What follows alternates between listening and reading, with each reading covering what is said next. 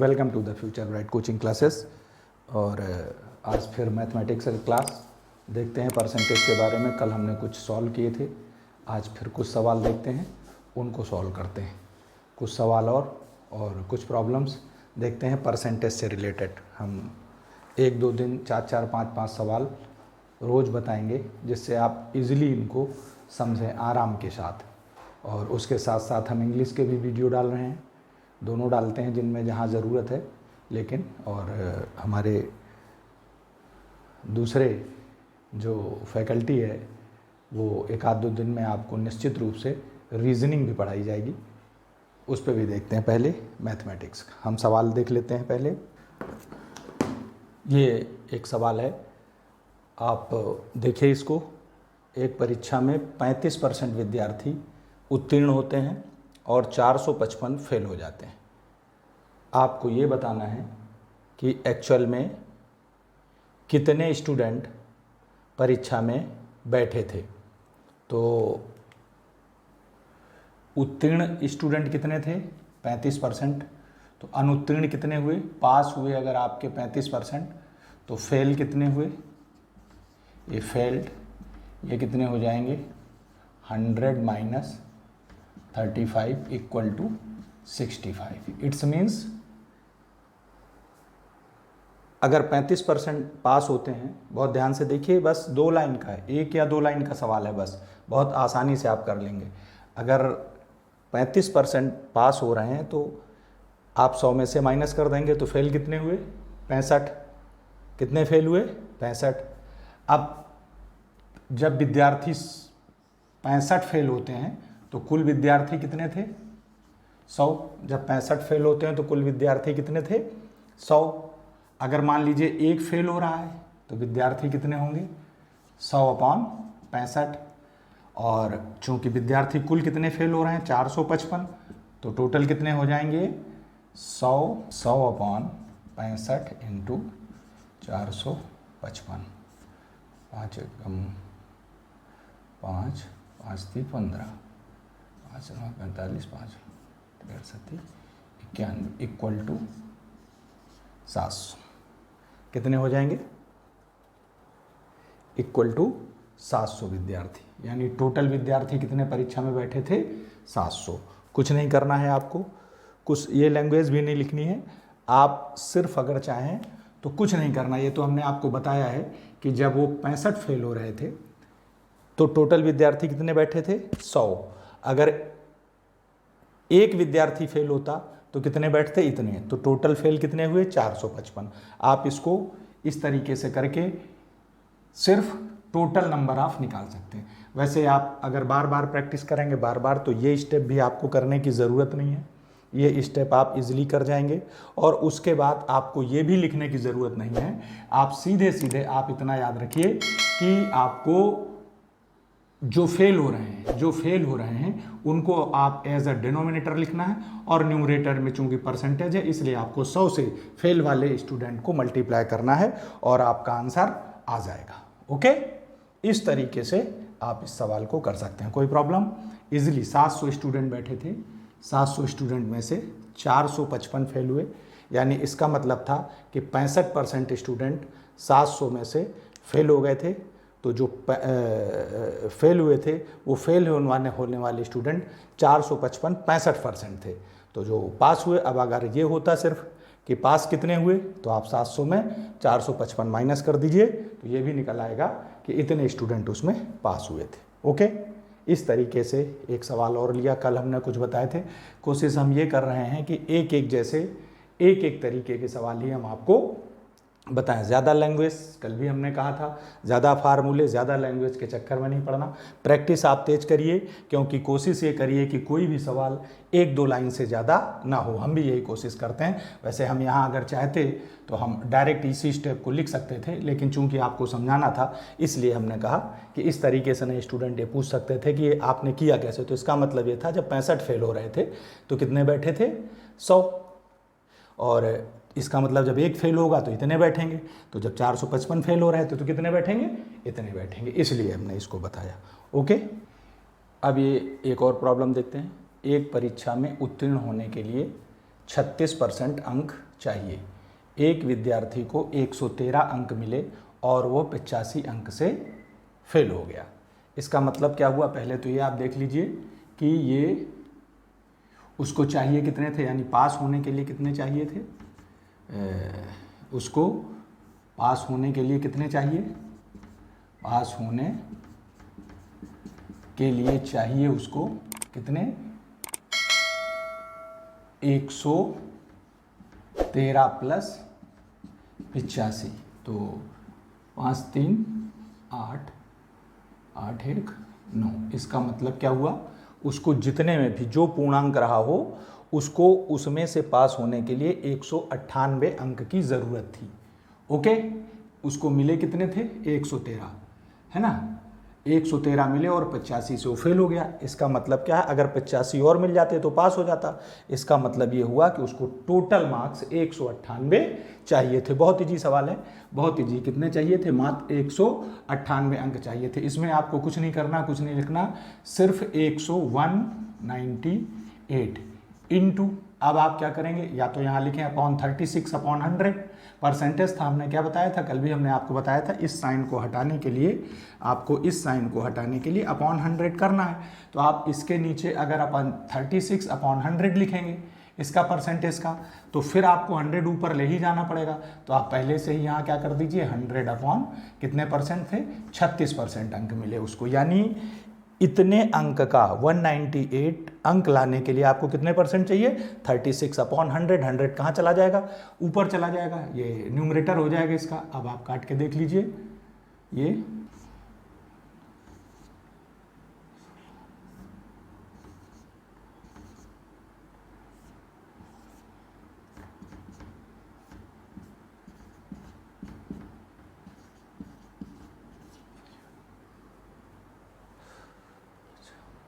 तो ये भी सॉल्व हो गया, आपने देख लिया।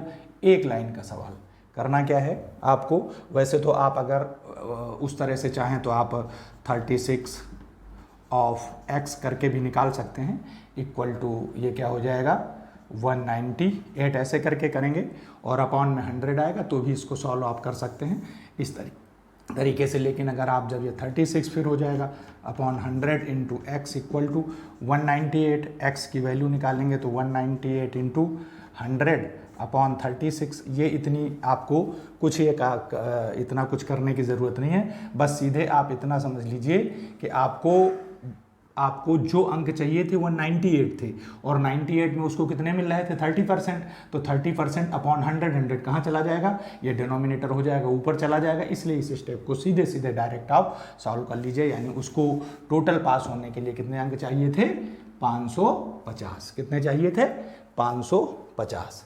इस तरीके से आप इस सवाल को, ऐसे सवालों को, चूंकि हम एक ही जैसे सवाल, एक तरीके के सवाल एटलीस्ट 2 या 3 प्रॉब्लम्स आपको ज़रूर बताएंगे। फिर आपकी मर्जी है, आप प्रैक्टिस जितने ज़्यादा करें। अगर आपको कोई प्रॉब्लम आती है तो आप हमारे व्हाट्सएप पे भेज सकते हैं, आप पूछ सकते हैं, डायरेक्ट पूछ सकते हैं, क्योंकि हमने पहले ही कहा 1 या 2 दिन में हम ज़रूर लाइव क्लास, हो सकता है कल से या परसों से शाम को 7 बजे से, अच्छे टाइम फिक्स कर रहे हैं। थोड़ा सा भी कुछ प्रॉब्लम है जिसकी वजह से शाम को नहीं हो पा रहा है, और उसके बाद हम आपको शाम की क्लास में आपकी सारी समस्याओं का सॉल्व करेंगे। डायरेक्ट सवाल भी लेंगे। ओके, एक और सवाल देखते हैं। ये आपके सामने लिखा है सवाल, चूंकि लिख के रख लेते हैं, उसके बाद आपको बताते हैं। एक कक्षा में 75% अंग्रेजी में, 60% मैथ में छात्र उत्तीर्ण होते हैं, मैथ में छात्र उत्तीर्ण होते हैं, 20% दोनों में अनुत्तीर्ण हो जाते हैं। तो उत्तीर्ण छात्रों का प्रतिशत क्या है। ऐसे सवालों को तो आप जब भी आ जाएं, जो मैथ रोज़ करते हैं, एसएससी वगैरह के लिए, अन्य बड़े एग्ज़ाम के लिए कर रहे हैं, वो तो ऐसे सवालों को जनरली बिना कॉपी पेन लिए ही सॉल्व कर लेते हैं। बहुत से यूट्यूब सभी जगह आप देख रहे होंगे कि बहुत सी ऐसी चीज़ें जिसमें बताया जाता है कि आप ऐसे करके कर लीजिए, ऐसे कर लीजिए, तो बहुत से लोग कर लेते हैं। लेकिन जो बिगनर्स हैं, जो अभी शुरू कर रहे हैं, है ना, जो अभी सीख रहे हैं, उनके लिए ये थोड़ा सा टफ है। तो आप अभी इतनी जल्दी नहीं, थोड़ा थोड़ा जैसे हम बता रहे हैं उसके अकॉर्डिंग करिए। हाँ, एक बात ज़रूर ध्यान रखिए, जब हम इन सवालों को 1 सवाल या 2 सवाल एक प्रॉब्लम, 2 प्रॉब्लम, 3 प्रॉब्लम हम आपको ऐसी बता दें तो आप 10-12 प्रॉब्लम उनकी करिए ज़रूर, घर पे आप करेंगे, क्योंकि नहीं तो फिर वो मेथड आपको भूल जाता है, वो तरीका समझ में नहीं आता है कि कैसे किया गया, इसलिए आप उसको करिए घर पे ज़रूर। तो पहले क्या है, एक कक्षा में 75% अंग्रेजी में और 60% उत्तीर्ण होते हैं। तो उत्तीर्ण कितने हुए? 75। तो अनुत्तीर्ण कितने होंगे? फेल कितने हो जाएंगे? Fail in English 100 minus 75 equal to 25। अब ये फेल्ड इन मैथ, इसमें कितने हो जाएंगे? 100 माइनस 60 इक्वल टू 40।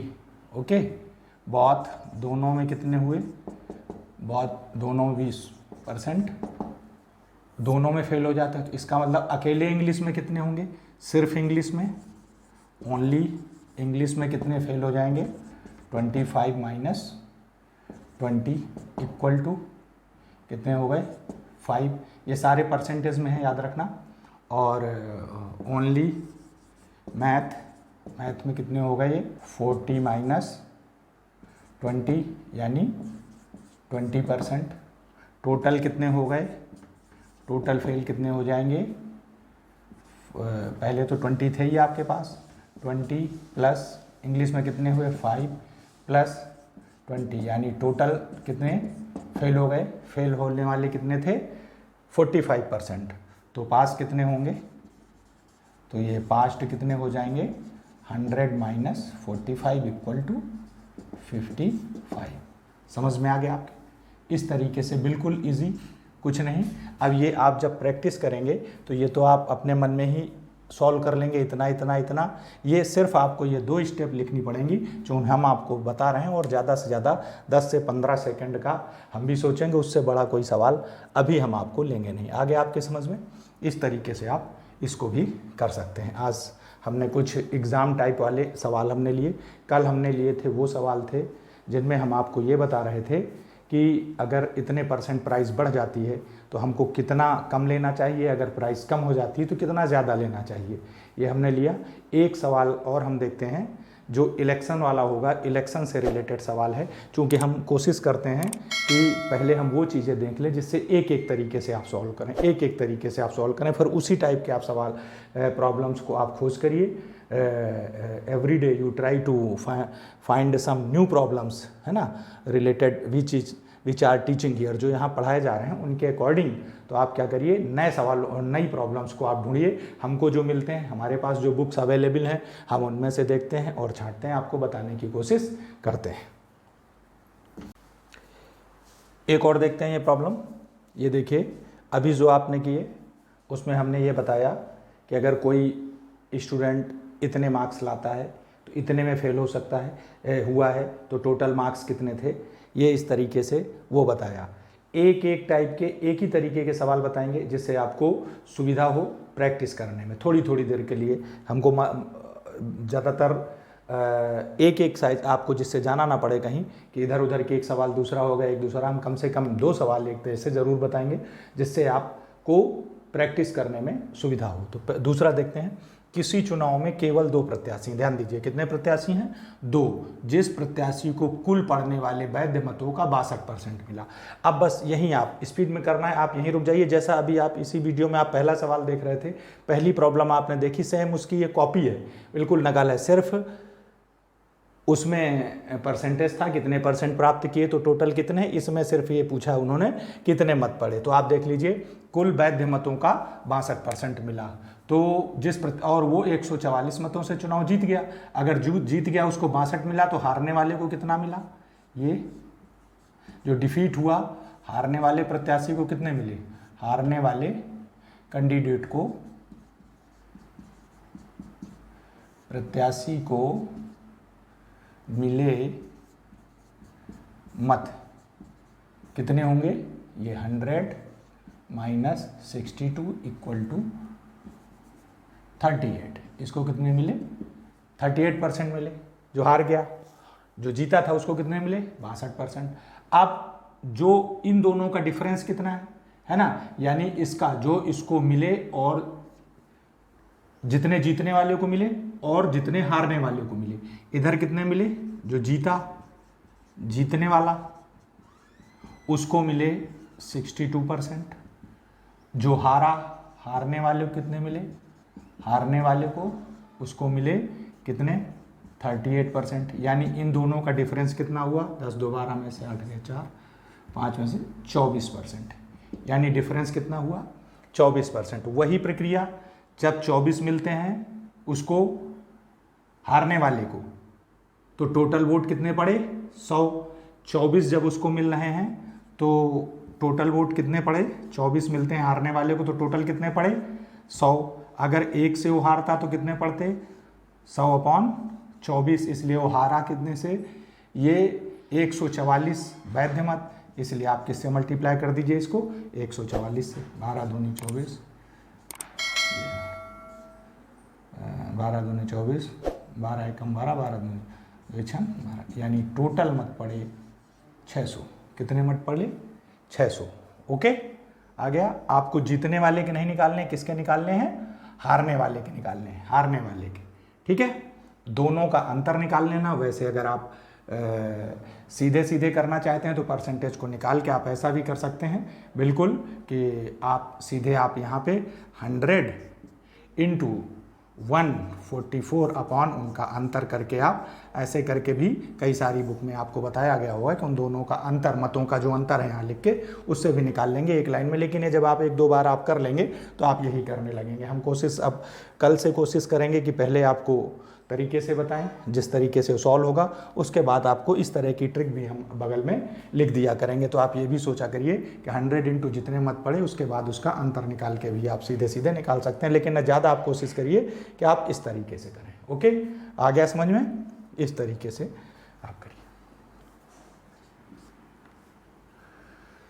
सेम वैसा ही है कि देखिए, एक चुनाव में 2 प्रत्याशी हैं, एक प्रत्याशी को 40% वोट मिले और वह 596 मतों से चुनाव हार गया, तो कुल कितने मत पड़े। अभी सीधे सीधे सरल से इसमें से आप देख लेते हैं। एक को 40 मिले तो दूसरे को कितने मिलेंगे, हारने वाले को 40% मिले, तो जीतने वाले को कितने मिले, सेम वही, जीतने वाले प्रत्याशी को मिले मत, ये हो जाएंगे 100 - 40 = 60%। इसका मतलब क्या हुआ, जो प्रत्याशी जीता उसको कितने मिले 60%। ये जीतने, अभी पहले वाले सवाल में हमने लिखा जीतने और इधर क्या है हारने, तो जीतने वाले को 60 मिला, तो हारने वाले को कितना मिला था 40। दोनों का अंतर कितना हुआ 20%। फिर वही वाली प्रतिक्रिया, जब 20 मिलते हैं तो वोट कितने पड़े थे 100। अब कितने हैं 596 × 100/20, ये कट गया, ये कट गया 5।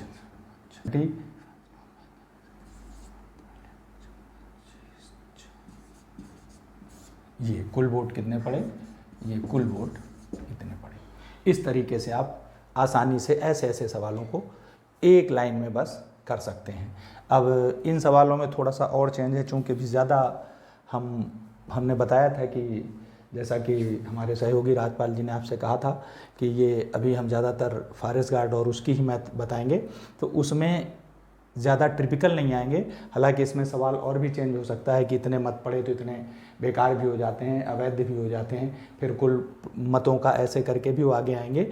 ऐसे सवालों को ही बाद में हम लेंगे। अभी तो आप फिलहाल इतना याद रखिए कि आपको इस तरीके से इन सवाल्स को ऐसे ही करना है, इनको इन सवालों को इस तरीके से करना है। तो आज जो हमने बताया आपको प्रतिशत निकालने के, ऑलमोस्ट जैसा कि कमिटमेंट है हमारा कि हमने कहा था हम 2 लाइन से ज़्यादा नहीं किसी सवाल को ले जाएंगे। ये तो जो हम लिखते हैं आपको बताने के लिए, अदरवाइज जब बाद में आप हमसे पूछेंगे, सपोज दैट लाइव क्लास लेंगे, पूछेंगे, तो हम सिर्फ आपको वो सारा वहीं बोल के बताएंगे और बाकी ये सॉल्व करके इतना कर देंगे जब आप प्रैक्टिस करेंगे। ओके, थैंक यू, मिलते हैं नेक्स्ट वीडियो में।